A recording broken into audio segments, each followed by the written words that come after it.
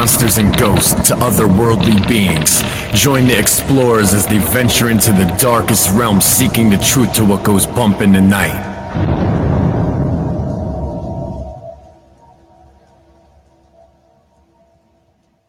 Good evening and welcome to Explorers, Seekers of the Truth.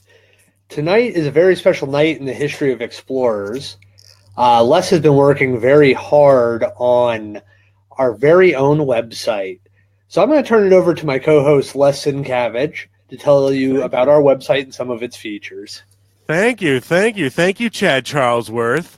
Well, as Chad said, welcome everybody. We want to welcome you back. It's been a couple of weeks or a few weeks since we've been, quote, live.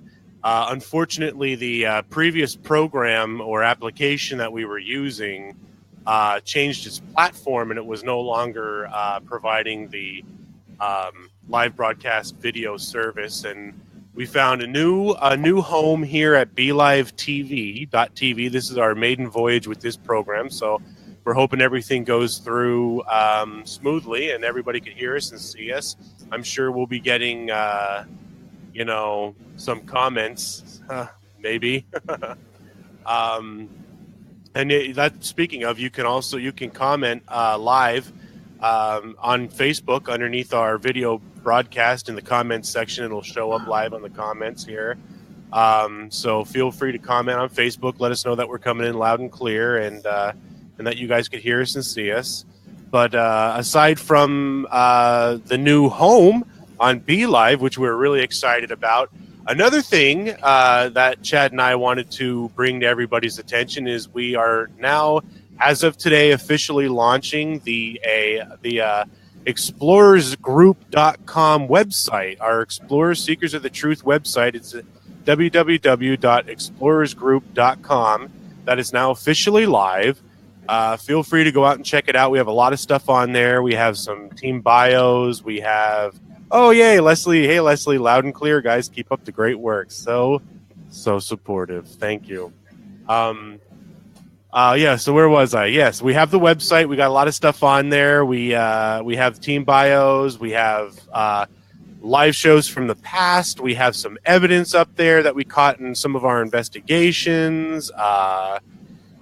Just a little bit about a little bit of everything. We also have a section on the website that we have a I guess you could call an Amazon affiliate. We're part of the Amazon affiliate program where basically we post up a lot of the equipment that we use, or equipment very similar to the stuff that we use that we've kind of tested out in the field. And we have it available on our website through our Amazon affiliate links. We don't get really much from that. We're just trying to provide that out there for you guys. Anybody who wants to try their hand at becoming a ghost hunter or get into the paranormal research world, there's some cool equipment out there, not just for paranormal, but also if you're into Bigfooting. There's stuff for, the cryptozoologists out there, and trail cams, trail cam locks, memory cards, just kind of stuff that we use, and just kind of write-ups on the equipment that's out there. And we get a very small percentage of every purchase made, and it goes directly into the group to help fund the show and help fund the website and everything, and help fund investigations and whatnot. So, so check out the website. You can get in contact with us out there. You can check out the stuff that, we put on there, and we'd appreciate any kind of feedback. On the homepage, we have a section that you could comment with us live from Facebook. So we'd appreciate some feedback. Go check it out and let us know your thoughts. So, that's about it so far for the website. So, Chad, do you want to talk a little about the tonight's show? Yeah, tonight's show is we're gonna do some things a little different. We're gonna try to introduce two new segments tonight. The first segment is going to be called Blowing Smoke. It was actually a suggestion of one of our audience members. Matthew Northey. Yeah. I'll throw the name out there because we like the idea, Matt. Thanks for suggesting it.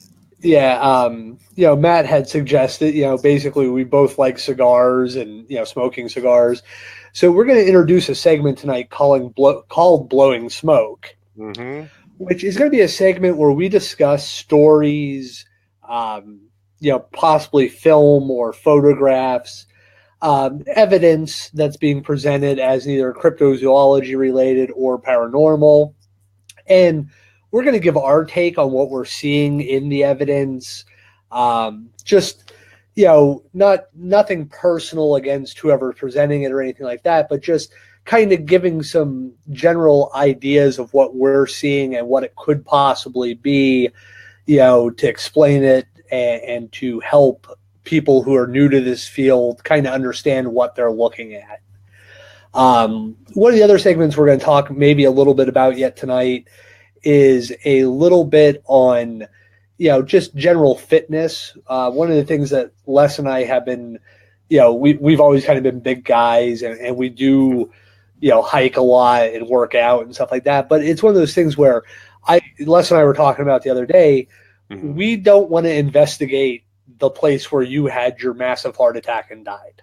Yeah. We don't want you to have to investigate the place where we had a massive heart attack and died. So we're going to talk a little bit, just general, some, a couple of fitness tips here and there. Nothing crazy. I'm not going to tell you to go out and start doing CrossFit. It's just some basic, little tips here and there that we've used and that we feel would help the community, be healthier. Yep. And let's not forget that you can chat with us through the instant feedback and the comments on our Facebook page, and we'll be able to talk back to you, through the Be Live program. Everything's interactive. Everything's kind of, real time. And you can check out and comment and communicate with us on our new website, like we talked about it, www.explorersgroup.com. We have it up there on the screen for you. Get in touch with us. Leave us your comments. So tonight's installment of Blowing Smoke, as Chad had talked about, we'll discuss some pictures that were taken at one of the battlefields at Gettysburg. Now, please keep in mind, we're not cutting anybody up. We're not trying to belittle anybody. We're not making fun of anybody. We're just, we were supplied some images that people said, hey, guys, what do you think about this? So it was kind of one of the prompts to do the Blowing Smoke segment, aside from, my friend Matt, what he has suggested, our friend Matt. But I wanted, we again wanted to just express that these are, what we say about it is just our opinion on what the image could be. We're not saying it is one thing or the other. We're just giving our 2 cents. So, Blowing Smoke, we're going to be talking about some images taken at the battlefields in Gettysburg. So let me just get this up there for everybody, and we'll talk to Blowing Smoke. So the first image will pop up here, as you can see. I'll bring it up large on the screen in just a minute, folks. I just want to give kind of a breakdown because I don't know if you could hear me if I make the image by itself. Maybe Leslie could give me a quick message. I'm going to make this fill the screen. Hold on. Are you guys able to hear me while I have this image up? Can you hear us talking? Were you guys able to hear me talking while that image was up? Leslie, can you give me some kind of a text quick? The only person watching the stupid show. Well, anyways, I don't know if you can hear me or not, but I'll just say at the bottom of the picture, you could clearly see that there was a flash used when this picture was taken. So it's a picture of one of the battlefields at Gettysburg. And in the distance where the circle is, there was a ball of light. Okay, so you can hear me. All right. So you can see the image. Across the bottom of the screen, there is the reflection of light from the flash. Off in the distance is a yellow circle with a, glowing orb, if you want to call it that. It's along the tree line, and it's circled in that yellow circle. I, for one, and I know Chad feels the same way, I'm not a big subscriber into the whole orb theory, that orbs are ghosts or whatever. I mean, I've been doing photography for the better part of 20 years, and from my experience, to the naked eye, you're not going to see a lot of that stuff moving even when the flash goes off. You're not going to see dust. You're not going to see bugs or anything like that. But when you take the picture and you freeze that moment in time, especially when a flash goes off, the flash, as you can see from the grass or the vegetation in the front there, the light is going to reflect off of that object in front of it. So I'm going to put up another picture really quick.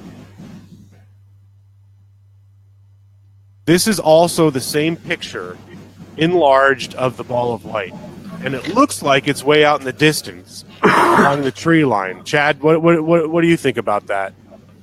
To me, it appears to be out in the distance, and I'm trying to really judge by the original photo if that ground doesn't gently roll down towards that tree line a little.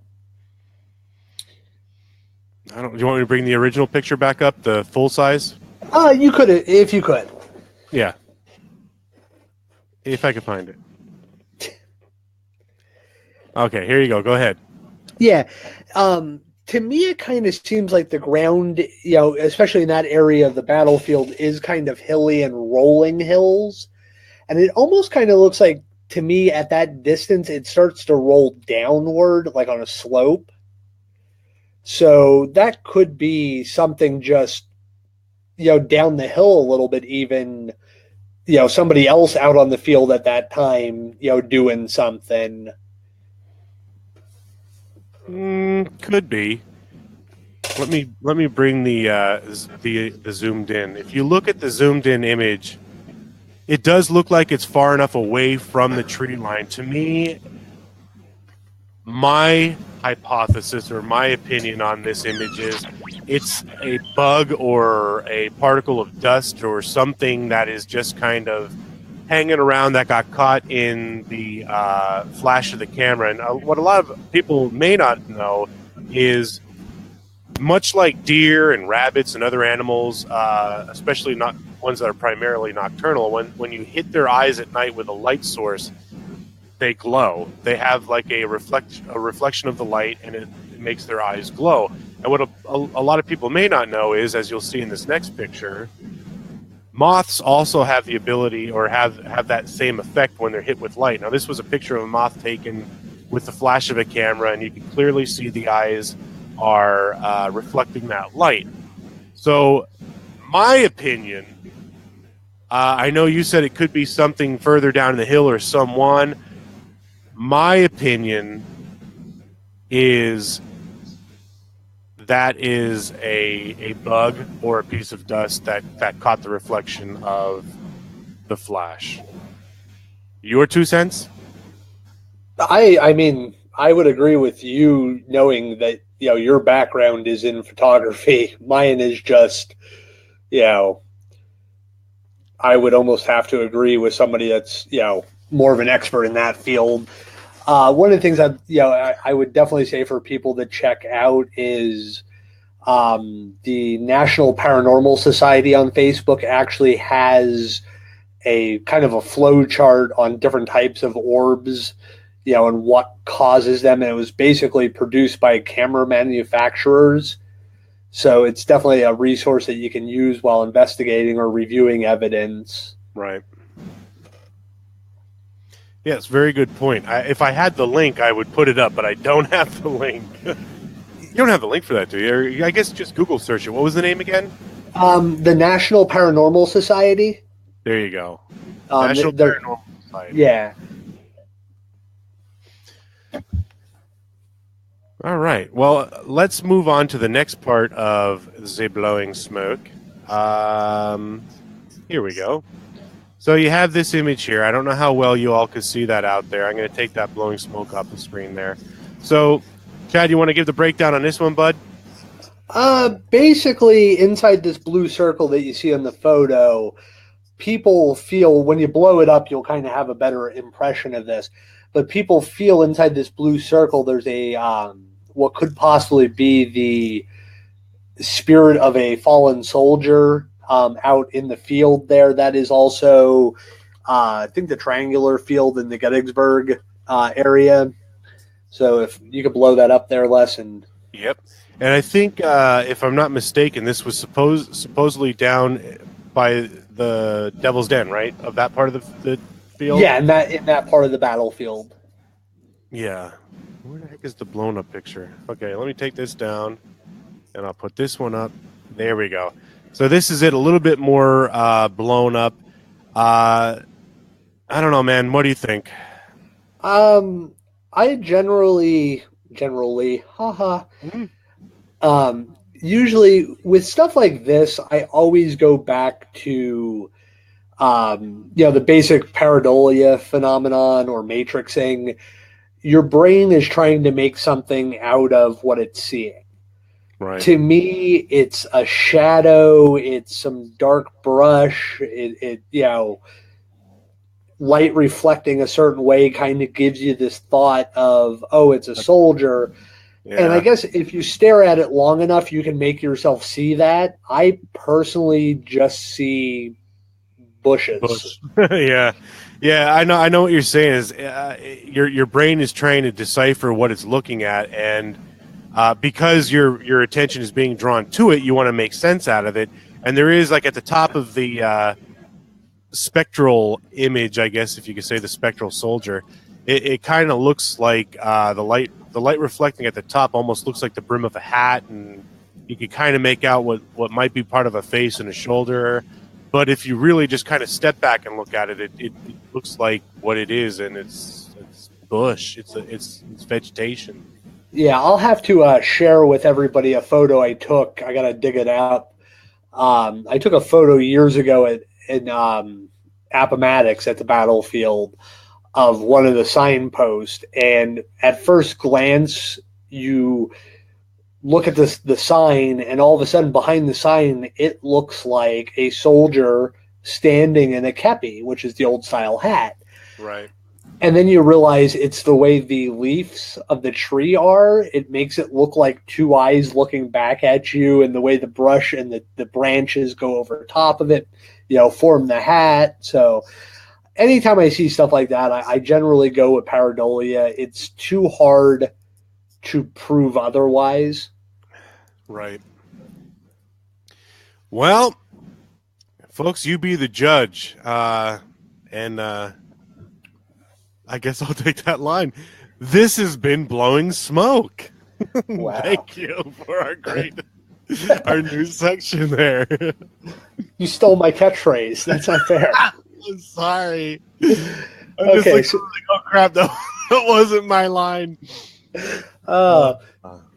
We do use show notes. Yeah. We have a lot of cues and prompts in here, and Les just stole my big contribution to Blowing Smoke was the ending. Sorry. I'm a camera whore. Like we said, folks, you guys be the judge. Don't take our word. If you can, educate us better, we'll greatly, listen and appreciate somebody that can help us out. Yep, so now let's get on to tonight's feature creature. Mm-hmm. We're gonna be talking about Goatman. There's several theories to what he was. Was he an experiment gone wrong? Some type of hybrid? Could he be a demon brought to Earth by a curse or by ritual? That makes the most sense. Or this one. I kind of lean towards this one.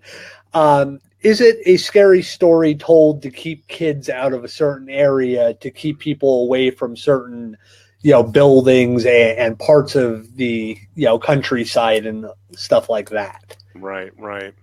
Yeah, so tonight we're going to start with the, the Poplick, Kentucky, in Poplick, Kentucky, and their Poplick monster, part man and part goat. It resides in the Poplick train trestle.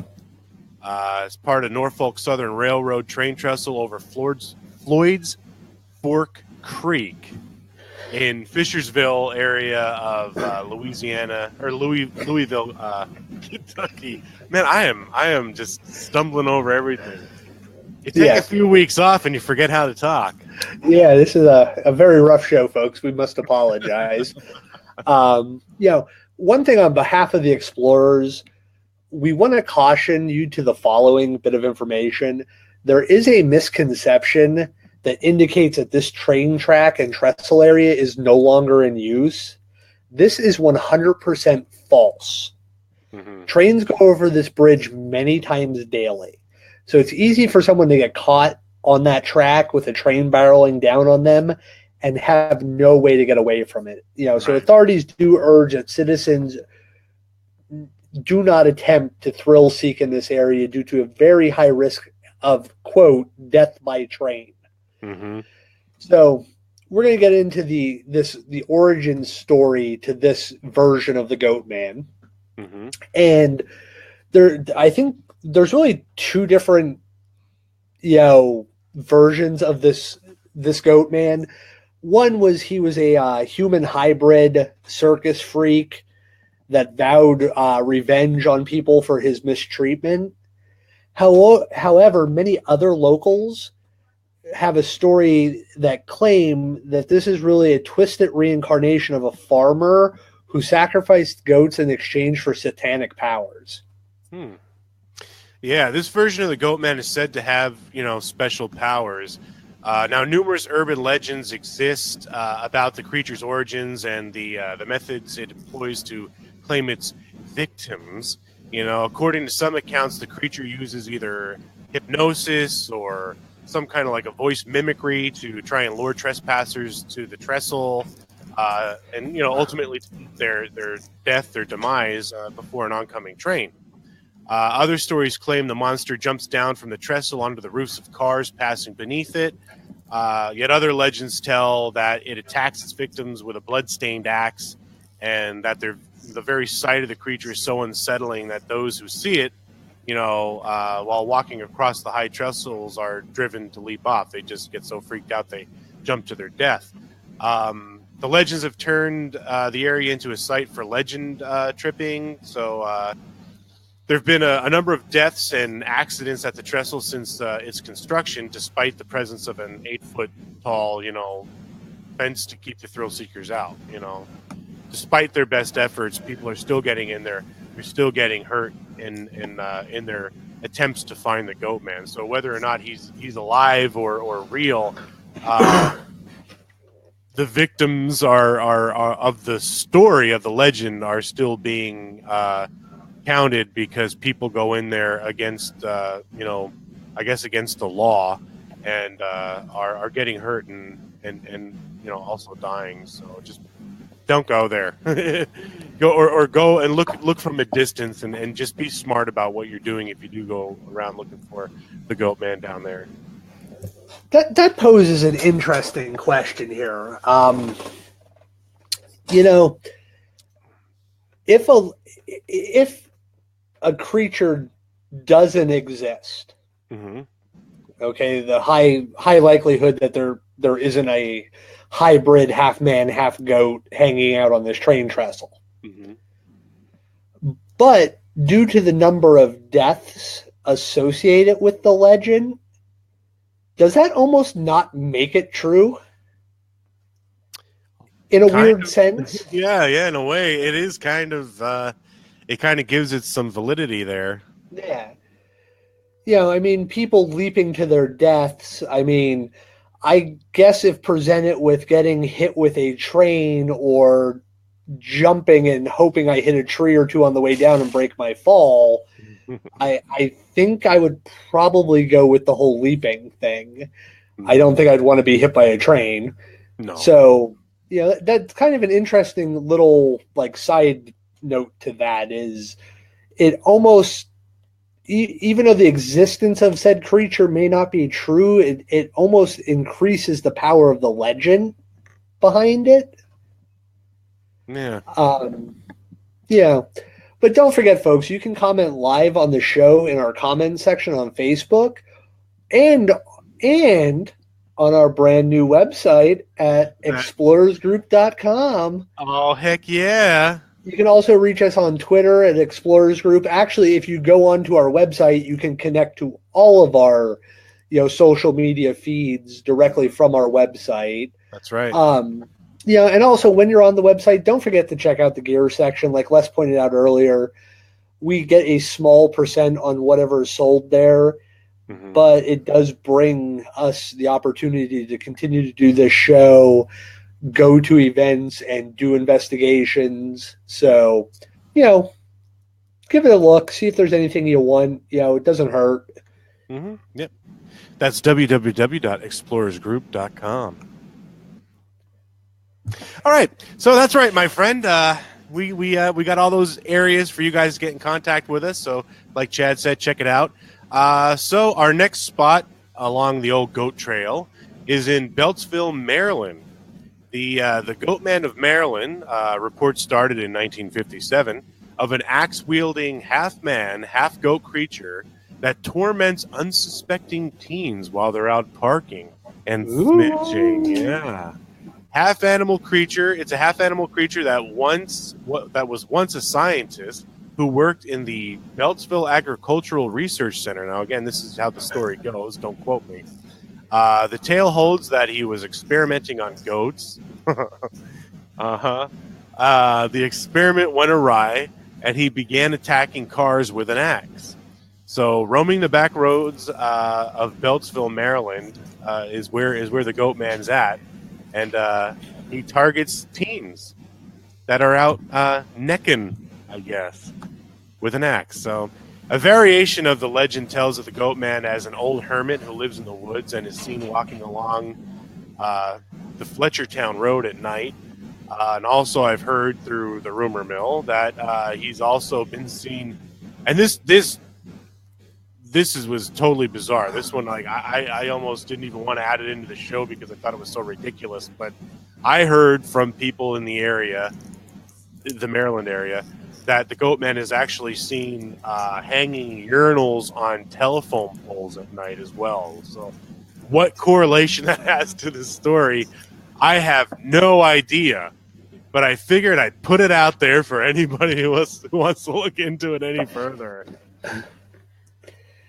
I guess, when you got to go, you got to have a place to go, right? So, it's kind of funny that we're two different versions of a Goatman into the show, and we already have two separate origin stories for both of them. Mm-hmm. And yet both of them involve axes. That's true, but only one involves a urinal. Well, that's a special one. The only thing that I find, kind of interesting about this is on this one, this is, Prince George County, Prince Edward County in Maryland.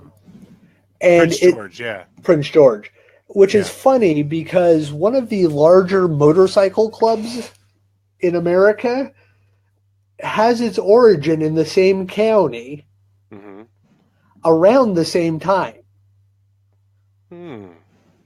So it's kind of funny. You have a Goatman and you have what is considered a motorcycle gang nowadays, but it was just a club back then. And you have urinals being hung from from telephone poles. Yeah. So let me give you a little description of this Goatman. He has legs and the feet of a goat. So I guess he has little cloven hooves. Mm-hmm. And the upper body of a man with a horned head and a body partially covered in fur. Mm-hmm. Now, some people claim he is a cousin of Bigfoot, a version of Bigfoot known as Sheep Squatch. Yeah, or the White Thing, which is a woolly-haired... That was my nickname in college. Pretty much, but it's a woolly-haired cryptid reported across numerous counties in West Virginia during the mid-1990s. Goatman's appearance sometimes is described similar to a centaur of Greek mythology, of which Pan is one. Right. Which Pan is more commonly used as a representation in Christianity of the devil. Right. Which is funny because, in one culture, the Pan is, the spirit of the forest, is the spirit of fertility, the male deity, because most pagan religions work on a balance where you have a male, a female, a plus and a minus, a yin and a yang. So there's always something to balance out the other. And it really had no negativity towards it at all. Like I said, it was the spirit of the forest. It was the spirit of fertility and renewal. So it was a good thing. But, you know, when Christianity took over, it wanted to take what was the most identifiable, or one of the most identifiable deities in the pagan religion, and they wanted to tarnish it and make it evil, so that way they didn't want to follow it anymore, and they wanted to follow the new god that Christianity was bringing about. So, interesting. You stole one of my later points when I discussed Pan. Thanks. You're just killing me today. Did I script jump again? Yeah, you stole one of my later points. But whatever. Sorry. Okay. I'm sorry. He's often associated with the Governor's Bridge Road, Lotsford Road, and Fletchertown Road, as Chad had said, in the Prince George's County, and within the nearby Glendale Hospital, former site of a tuberculosis sanitarium. It's reported to have attacked a number of witnesses and to have damaged property and even killed family pets. Yeah. So, you know, when you think about urban legend and folklore, was one of the things I presented in the very beginning. Mm-hmm. University of Maryland, Barry Lee Parsons is a professor, and basically he had stated it's a modern example of folklore, like, you know, legends like the Goatman are most commonly generated by teenagers. Mm-hmm. And stories end up stirring interest in sites like the roads, you know, less mentioned above. Fletchertown Road. Yeah. So, I mean, it's another one of those, if you harken back to our poltergeist episode, again, there's the naughty teenager, you know, hypothesis being used to kind of explain it away. Right. Yeah. What other areas has the Goatman been reported in? Bowie, Maryland, Clinton. You go back to like the Lake Worth monster, which kind of sort of may have been a Goatman variation. Mm-hmm. Lake Worth. I mean, there's been a lot of variations on the Lake Worth monster, because wasn't that the one where they were finding three-toed prints, almost reptilian-like prints? Yeah, I think so. And then people had like witnessed what looked like a white Bigfoot or something like that. Right. Yeah, and fried chicken for some reason is sticking out in my head. Well, it's funny that you said that, because one of the stories that we had found during our research was a man was at Lake Worth. And now I found it funny because we looked a lot of these stories up, and Lake Worth was one of the comparison stories that Goatman was related to. And I found that extremely odd, given the sense that most of the stories of the Lake Worth monster that I found were more of like a lizard man kind of thing, and not really a furry Bigfoot goat kind of, you know. And the one story was, I guess there was a guy, it was later at night, and he was at the lake. He was picnicking or something, and the Lake Worth monster came out of the lake, and it was very much like a reptile person, and it came at him, and he threw a bag of fried chicken at it, and it took the bag of fried chicken and left and ate it. So that's how he got away, is the thing was eating the fried chicken that he threw at it, and he took off and got away. So that was kind of weird. So basically, the same can be said for us. If you throw a bag of fried chicken at us, we'll probably take it and go away. Finger looking good. Yeah, absolutely. Now, there's been some other areas. The Mountain Home, Arkansas, near their junior high school, there was a sighting of a Goatman-like creature. Right. Oklahoma, Washington State, Ontario, California during the mid '80s had a few sightings, and of course, you know, Pope Lick area also. The northern Prince George County of Maryland is one of the bigger areas that, the second story we discussed here. Now, I know some people have kind of come forward with the whole, it was us, we were in a gorilla suit, we did, this, and this, and that's what people are reporting. Usually, again, high schoolers and stuff like that. Pranksters, yeah.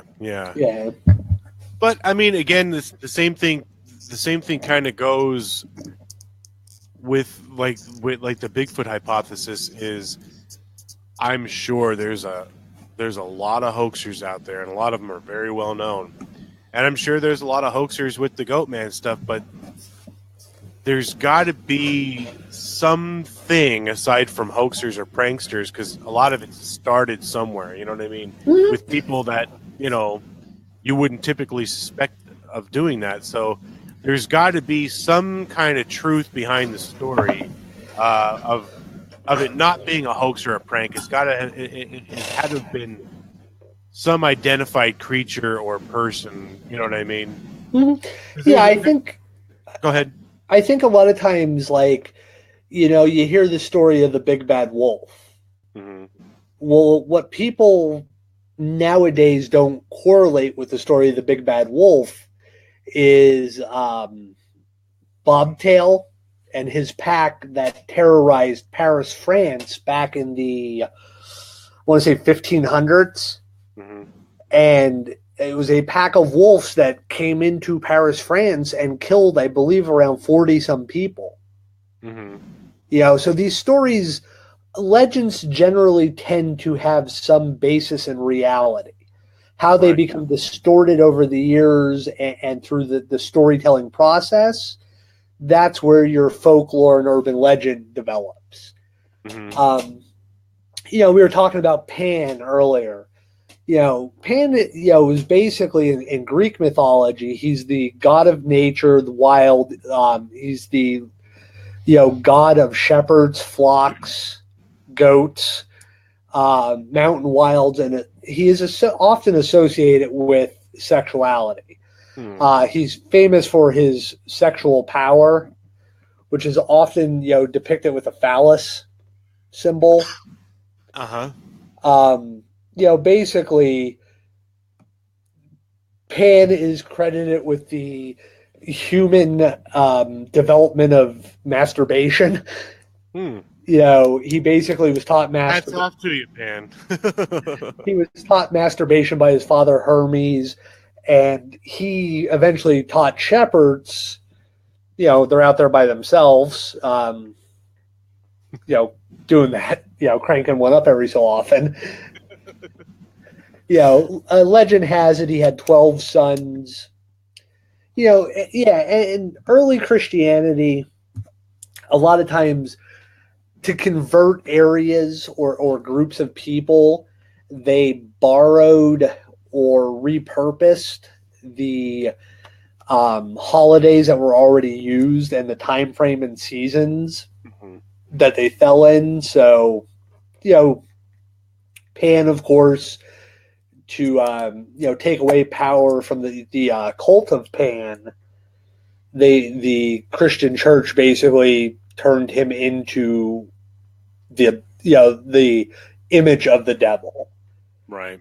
One of the things I found interesting, we talked about the Goatman and these two legends of the Goatman basically, and if you think about it, in a weird way, it kind of ties into the European trolls, like the stories and legends of ancient trolls. Basically, living around or under or by a bridge, train trestles, a bridge, violently extracting the tolls from passersby. Yep. Is the Goatman a continuation of the European troll tradition? Is it a similar species that of cryptid that was known in Europe at one time? It somehow made its way over here. Well, you think about it. I mean, ships. Oh, everything came over here. I mean, a lot of species of animals, like the red fox, was native to Europe. It wasn't red native. Fox? Yeah. You big dummy. Yeah. I'm coming, Elizabeth. But no,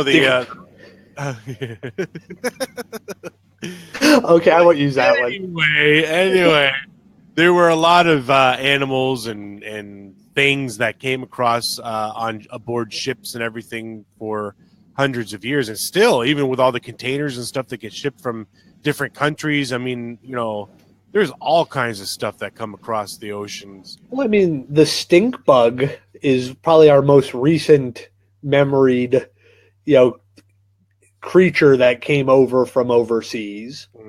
God, I can't stand them. So I mean, stuff like that. Now I'm not saying trolls got on boats and came to America and settled in Pope Lick and Maryland, but things do cross oceans and stuff like that, and at different points in time they could have migrated, similar to other animals migrating to North America from the land bridge in the Bering Sea and stuff like that. Right. I just thought it was interesting. They both hang around trains or bridges. It just seemed like a very similar correlation. Yeah. Well, hey, it's a thought, so. Yeah. So, what's your feeling on, Goatman? I mean, do you have a... Well, I like to say that I'm into everything cryptid. I like to say that I'm into any odd or unknown story, which I am. But some of them just kind of lose it for me. I can't say that I'm a real big subscriber into the Goatman or the Sheep Squatch or anything like that. I just find them to be a little bit silly. I could subscribe to the Bigfoot or the idea of a Bigfoot. Again, I don't believe in Bigfoot. I mean, and again, people going, the word belief, it's a religion. No, I'm not going to get into that. I think a Bigfoot or a Sasquatch or whatever you want to call it is more plausible, whereas the Goatman, I think, I would probably, go along the same lines that you said. I would say it's more a story to frighten children than a legitimate thing or creature or being or whatever. And case in point, my daughters were in the studio when I was designing the Facebook ad for the Goatman episode, and they saw that Goatman trail cam picture, whatever you want to call it, that I had used in the ad. And now when we're when we're driving around and we come home at night, Lily, my oldest daughter, will tease Madison, our youngest daughter, when we're trying to get out of the car. She'll be like, "No, Maddie, don't go out of the car. Goatman's gonna get you." And I wish I could have recorded their voices. The other day we were driving around. It was at night. I think we were coming home from Wilkes-Barre, and they're in the back seat talking like goats, and they're like, "I'm the goat man." It was so freaking cute. Oh, especially when Madison was doing it. If you could imagine a very high-pitched 3-year-old voice, she's like a high-pitched female voice that sucked in some helium. Like, her voice is so adorable. And that trying to make a goat sound on top of it, oh my God. I wish I could have recorded that and played it for everybody. It was so cute. But again, to my point, they're terrified of the, quote, Goatman just based off of that picture I used in the ad. And they freak each other out. They're like, "Don't go in the yard. Goatman's out there." I was like, Jesus Christ. This story really is, good for scaring children. Yeah. So, I mean, that's my take on it. I don't really. I mean, hell, if somebody said, "Hey guys, come on down and check this out. We think there's a Goatman down here," and they wanted us to come down and investigate, sure. But I don't think I'd go out of my way to go down there to look for it on my own, just because I'm not buying into it. Yeah, I kind of just feel like it was a story. If you look at the two locations of the two we talked about, a train trestle and a agricultural research area, to me it sounds like stories that were started to keep people out of those areas Right. that accidentally caused a phenomenon that brought people to those areas. Right. Like, oh, don't go out there. There's a, little kid, like you were saying about your daughters is, the goat man's going to get you. The goat man's going to get you. Well, at a certain age, you go, the goat man's going to get you. Don't go there. And then at a certain age, you develop and go, I want to see the goat man. Let's go. I mean, I that's want to see basically what how this we got started. thing is scaring me with, you know? Yeah. I don't know. What's next on the list there, big guy? Just kind of wanted to give a one good fitness tip for this week. Oh yeah. Let's call this be the monster. Get Ooh, yourself in monster shape. we have a title for this segment now. That's awesome. Be the monster. One of the things, basic, very simple thing to do. Try walking more. Mm. Yeah. Park a little further out in the parking lot. Get those extra steps in. You don't have to park, 2 miles away and walk to Walmart, but park a little further out there and make yourself walk a couple extra steps, or take an extra stroll around if you're shopping and you're not in a hurry. Take a stroll around the store and just kind of get that extra walking in. It's good for your health. It's short of having any physical limitations that don't allow you to walk. It's a good way to start out getting healthier. Avoid taking elevators and escalators. Stairs if you can. Yeah, use some stairs. And again, I'm not trying to belittle or degrade anybody, because I'm a big man myself. I ain't afraid to admit it. I know I am what I am, and I know what I am, But I'm still capable of getting out in the middle of nowhere and getting myself back, I have high blood pressure. I have ailments due to my weight and my size. But, like, to the point of this, most, especially in the Bigfoot world, and again, I'm not ripping anybody up, because I'm there with you. Most of the people are armchair researchers, and they are freaking huge. If you really want to, and they're so quick, well, I Google searched that. I don't need to go out there. I looked it up on Google. I checked it out. I did my research. When there's other guys out there that are actually in these locations, and they're finding some decent evidence, and they're collecting data that could really contribute to something actually existing out in that area. My point of it is, don't just sit back on your ass and get bigger and bigger and bigger and assume that your opinion is correct because you Googled it. Get up off the couch, get up off your chair, get out from behind the computer. If you have a dog, take the dog with you. Go for a walk. Go buy a book on animal tracks and go out and try and familiarize yourself with what is truly around your area. Try and classify it. Just get out and be active. Like Chad said, this little section is just nothing more than just little tidbits just to try and increase physical activity, physical fitness for people, fellow investigators.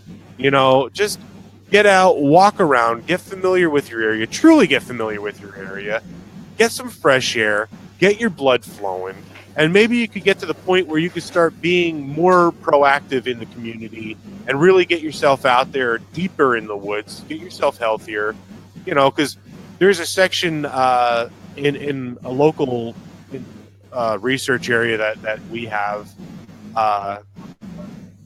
where you pretty much have to traverse through, I don't know, what do you say, like a half mile, quarter mile worth of swamp? Yeah, about a half mile. Yeah, it's not the easiest thing to get through. I'm not going to lie to you. Not being in any kind of decent physical shape, you could be in serious trouble out there if you get stuck and you overexert your body and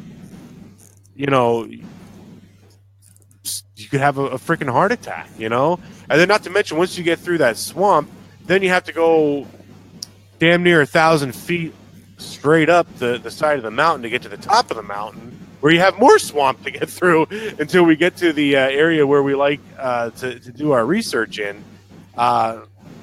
Again, like, push yourself, but don't overdo it. Try and get yourself back into shape where you could actually go out and enjoy this stuff and actually really get your hands dirty with the research, rather than just sitting back on and looking at a computer monitor saying, oh, well, I know more than you because I know how to click buttons on my keyboard. That's just my rant. Yeah, I mean, folks, make it fun. It doesn't have to be hard. You don't have to be, running marathons to be in shape. You got to do some basic stuff, make it enjoyable. If you're a field, a cryptozoology researcher, get out and hike. It doesn't have to be a hiking up the side of a mountain. Just find some trail in a park, that is kind of wooded, and just walk out and learn to observe what's around you. Listen, check the ground. Start to develop some extra skills doing that stuff. If you're a paranormal investigator, taking some stairs ain't gonna hurt you. Right. Take some stairs, walk, just, too often we all, come home, we sit down, the TV goes on, we don't move. I am a victim of that. Then, in 2 weeks, we're going to this location to investigate. Well, you get there, and half the time when you're reviewing evidence, you're listening to people huffing and puffing, trying to ask questions or just trying to breathe. Right. You don't have to be out there, like I said, running marathons, but be able to walk up 6 steps without sounding like you're about to die. Yeah. It's sad because Leslie and I, now that the kids are both back in school, I heard something outside. It's the fire alarm going off. Scared the crap out of me. It's the Goatman. We've been walking, trying to walk anyway. This week has been kind of difficult for me because I've been having a lot of clients stopping in, wanting some work and whatnot, which is good, which is a good thing. But we've been doing like a, I don't know, hour and a half walk, which I guess would be equivalent to probably, I'd say, around 4, maybe 5 miles.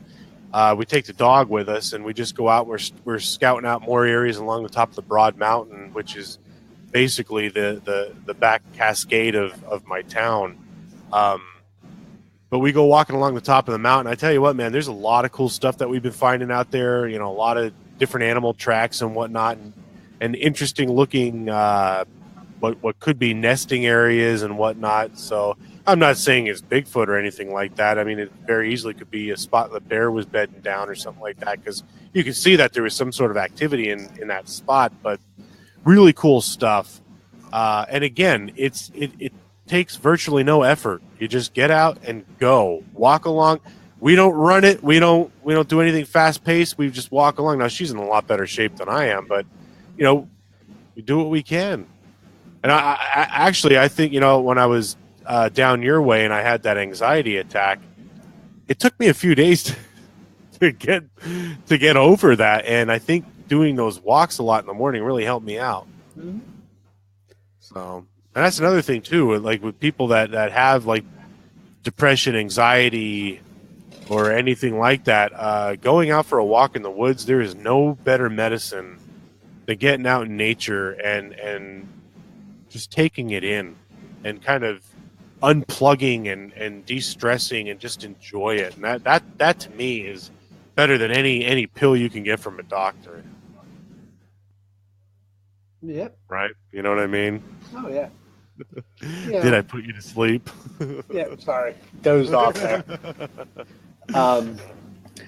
Yeah, so I'd like to thank my co-host Les for doing a great show tonight. Even though we were a little all over the place, it's our first time back in a little bit, and The other thing I really want to thank him for is creating such a great website for us. No problem. We want to thank you guys, the audience, for coming along on this trip. Check out the website, www.explorersgroup.com. Like I said, you can connect to us there, to all of our social media feeds. Keep up to date with events. We post if you have an event coming up, we'll put it up there. If it's something that fits our what we do and what we're interested in, we'll put it up on the site for you to help you out. Yep. So thank you again, Les. No problem, man. Thank you, Chad, for those nice compliments, and thank all you guys for listening and watching. And don't forget, the Explorers will be hosting an event.